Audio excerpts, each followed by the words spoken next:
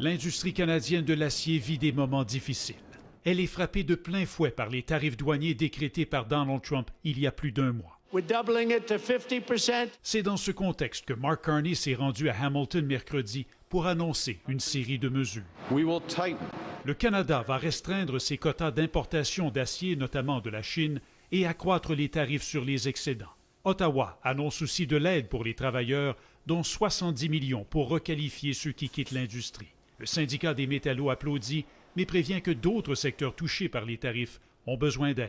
Au niveau de l'aluminium, aujourd'hui, on n'a rien entendu là, de la part du gouvernement fédéral.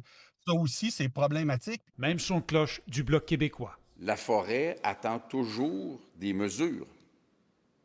L'aluminium attend toujours des mesures. Yves-François Blanchet demande aussi d'être mis au parfum des négociations commerciales entre Ottawa et Washington. Encore aujourd'hui, Mark Carney a laissé entendre qu'un accord sans tarif est improbable.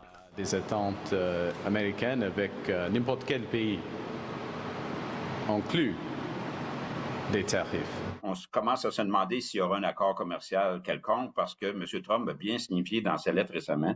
Bien, voici l'accord commercial, c'est la lettre que je vous envoie, là. On va laisser le premier ministre faire son travail. Ce sont des négociations très difficiles. Dans sa lettre à Mark Carney, le président a écrit que des tarifs de 35 % seront imposés au Canada à compter du 1er août. Le 1er août est un grand jour, a-t-il dit aujourd'hui.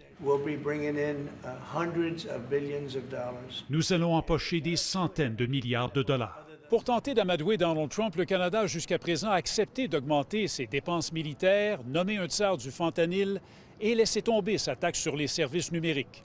Mais Donald Trump ne se montre jusqu'ici aucunement disposé à abandonner ses tarifs. Raymond Filion, TVA Nouvelle-Ottawa.